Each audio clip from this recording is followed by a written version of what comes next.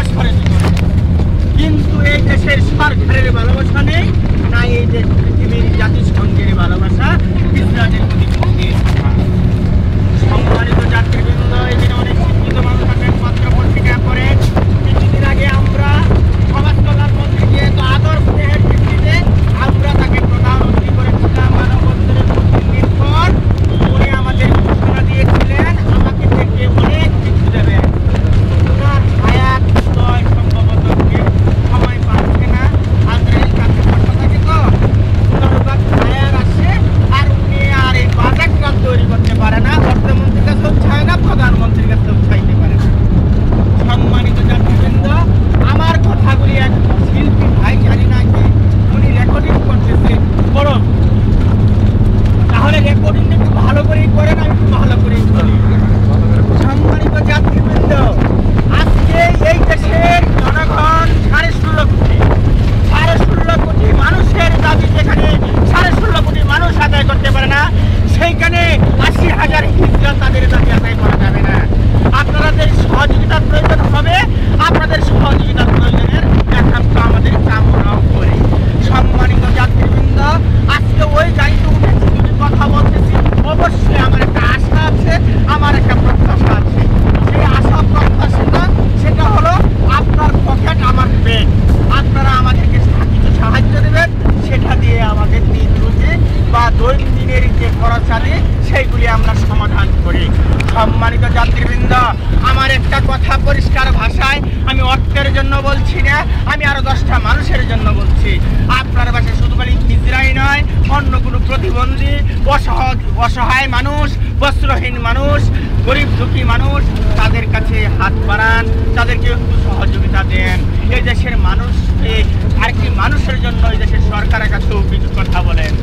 যে সম্মানিত যাত্রীবৃন্দ, আজকে এমন এক পর্যায়ে দাঁড়িয়েছে, আমি এই ঢাকা, এই ভাইয়েরা ঢাকা যাবে কিনা জানি না, ঢাকার সঙ্গে যোগাযোগ আছে কিনা তাও জানি না।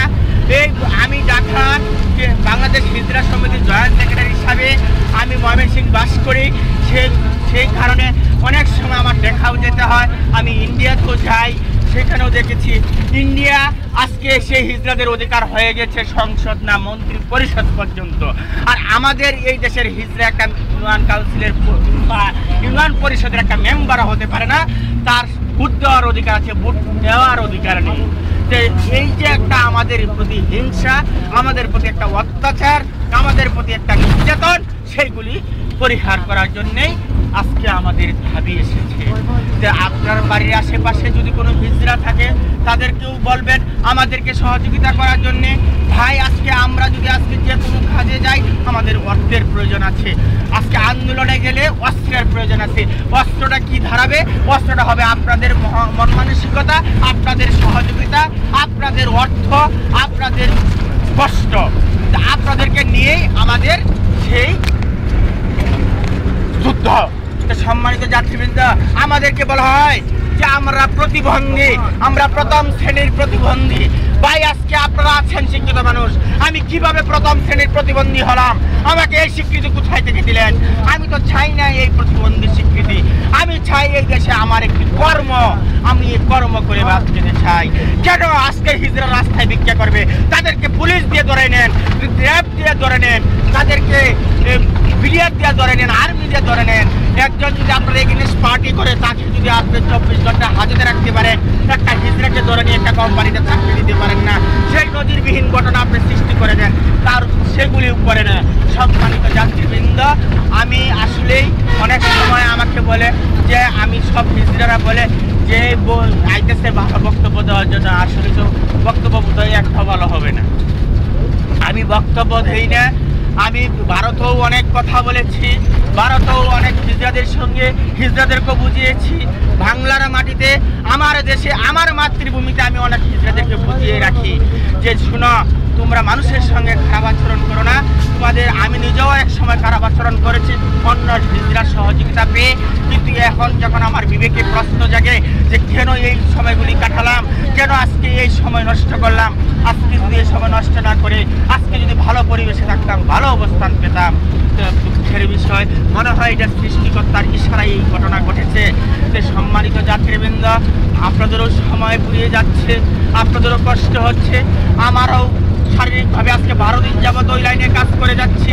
আজকে আমরা 13 জন হিজড়া অত্র এলাকায় নেমে গিয়েছি প্রচারণার জন্যে। আজকে আমাদের সেই ঘটনাগুলি আপনারাও বলবেন, আমরাও বলবো। অন্য আপনার বাড়ির পাশে যদি কোনো হিজড়া থাকে তাদেরকে সহযোগিতা করেন। একটি কথা আছে, 10 মিলে করি কাজ হারিয়ে যেতে না হিরাজ। একটা বাড়িতে যদি একটা মার্ডার হয় আপনারা 10 জন মিলে খেতে পারেন, কিন্তু একটা হিজড়া যদি না খেয়ে থাকে তাকে জিজ্ঞাসা করেন না। একটা প্রতিবন্ধী যদি না খেয়ে থাকে তাকে জিজ্ঞাসা করেন না। কেন ভাই আপনাদের এই ঘৃণার অভ্যাস? সেই ঘৃণার অভ্যাস পরিহার করুন। আপনারা দানের হাত বৃদ্ধি করুন, ধানের পরিবর্তে দক্ষিণা নিয়ে গড়ে তুলুন। সম্মানিত যাত্রীবৃন্দ, আপনাদের